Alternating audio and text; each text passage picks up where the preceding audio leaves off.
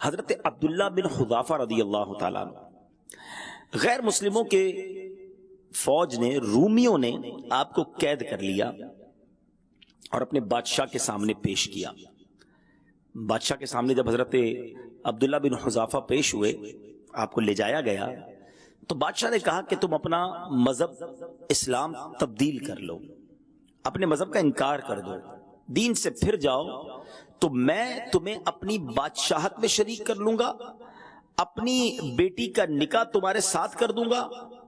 یعنی آپ ذرا سوچیں، صرف معاف کرنے کا نہیں کہا بلکہ لالچ بھی دی گئی، انعام کا بھی اعلان ہوا کہ بادشاہت میں بھی شریک اور اپنی بیٹی کا نکاح بھی کر دوں گا، اور اگر تم نے ایسا نہ کیا تو پھر ظاہر ہے کہ پھر اس کی کانسیکوینسز، اس کا نتیجہ خطرناک ہوگا۔ لالچ تھی، انعام تھا، بادشاہ کی بیٹی کے نکاح کا مطلب یہ ہوا کہ آگے جا کے بادشاہت بھی مل جانی تھی۔ حضرت عبداللہ بن حذافہ نے جواب کیا دیا؟ آپ فرماتے ہیں کہ اگر تم اپنی ساری بادشاہت بھی مجھے دے دو پھر بھی آنکھ جھپکنے کے برابر بھی اپنے دین سے میں نہیں پھروں گا۔ اچھا، اب بادشاہ جو ہے اس نے کہا کہ پھر تو میں تجھے قتل کر دوں گا، اب زبردست طریقے سے عبرت کا نشان بنا دوں گا۔ حضرت عبداللہ بن حذافہ نے کہا کہ آپ کو اختیار ہے، آپ کو جو چاہے کرنا ہے کریں، میں اپنے دین سے پھرنے والا نہیں۔ میں نے نبی پاک کی غلامی اختیار کی، اللہ وحدہ لا شریک کو اپنا رب مانا ہے، آپ کو جو کرنا ہے کر لیں، دین سے میں پھرنے والا نہیں ہوں۔ اب کیا ہوا؟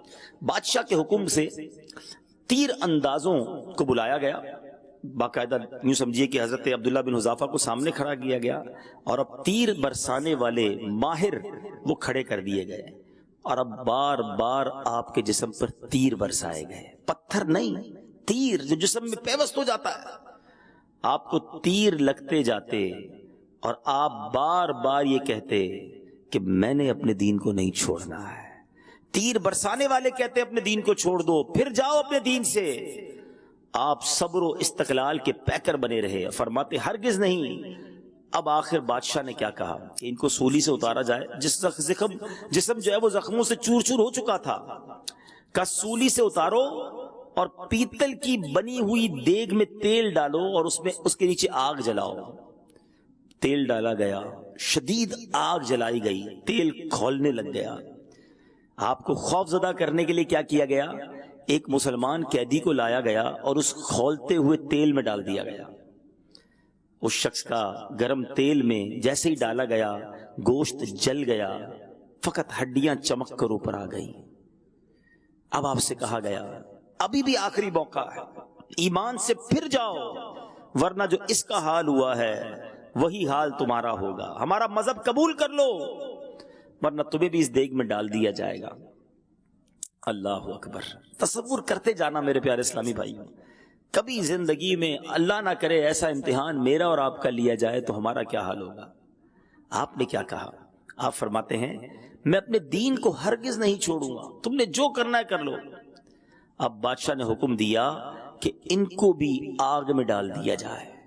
حضرت عبداللہ بن حذافہ کو اٹھایا گیا، جیسے ہی اٹھا کر آگ میں ڈالا جانے لگا آپ کی آنکھوں سے ٹپ ٹپ آنسو گرنا شروع ہو گئے۔ بادشاہ نے کہا رک جاؤ رک جاؤ، واپس لاؤ۔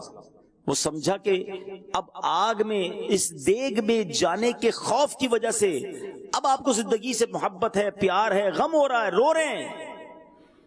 تو کہا کہ کیا وجہ ہے؟ اب احساس ہو گیا تمہیں زندگی کتنی قیمتی ہے، اب آنسو بہ رہے تمہارے، ابھی بھی موقع ہے، بتاؤ پھر جاؤ اپنے دین سے۔ اللہ اکبر! حضرت عبداللہ بن حذافہ کیا کہتے ہیں؟ فرماتے ہیں میں اس لیے نہیں رو رہا کہ مجھے دیگ میں ڈالا جا رہا ہے، دنیا مجھ سے چھٹ رہی ہے، میں اس لیے رو رہا ہوں کہ میرے پاس ایک ہی جان ہے جسے میں راہ خدا میں قربان کر رہا ہوں۔ کاش میرے جسم کے ہر ہر حصے میں ایک ایک جان ہوتی اور وہ سب جانے میں اللہ کی راہ میں قربان کر دیتا۔ میں اور آپ شعر پڑھتے ہیں، میں اور آپ نعرے لگاتے ہیں، یہ ایک جان کیا ہے اگر ہو کروڑوں، یہ ایک جان کیا ہے اگر ہو کروڑوں، تیرے نام پر سب کو وارا کروں میں، تیرے نام پر سر کو قربان کر کے تیرے سر سے صدقے اتارا کروں میں۔ صحابہ کرام نے یہ پروف کیا، یہ ثابت کیا کہ ان کے نزدیک سب کچھ اللہ اور اس کے رسول کی اطاعت ہے۔ ایمان کی قدر کتنی تھی، حالانکہ بعض صورتوں میں جب جان جانے کا خوف ہو تو ایک طرح کی اجازت ملتی ہے کہ ظالم کے سامنے کچھ دیر کے لیے اس کی بات مان لی جائے، مگر دل ایمان سے معمور ہو، دل میں اللہ وحدہ لا شریک ہی کا خیال ہو اور اسی کو اپنا رب مانا جائے، جان بچانے کے لیے بعض صورتوں میں اجازت ملتی ہے۔ مگر اللہ والوں کی شان نرالی ہوتی ہے، وہ ایک لمحے کے لیے بھی اپنی زبان سے بھی یہ ادا کرنے کے لیے تیار نہ ہوتے۔ اے میرے میٹھے اسلامی بھائیوں، دیکھا آپ نے استقامت تھی تو کیسی تھی، اور آج ہمارا حال کیا ہے؟ تیر برسانا تو دور کی بات ہے، جان لینا تو دور کی بات۔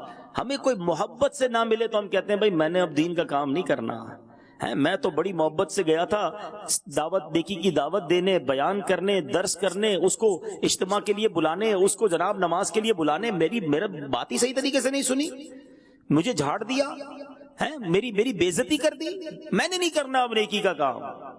معاذ اللہ، کچھ لوگ مسجد سے دور ہو جاتے ہیں، کیوں؟ وہ امام صاحب نے ڈانٹ دیا تھا، وہ فلاں کمیٹی والوں سے ہماری نہیں بنتی، اب مسجد ہی نہیں جانا، نماز ہی پڑھنا چھوڑ دی۔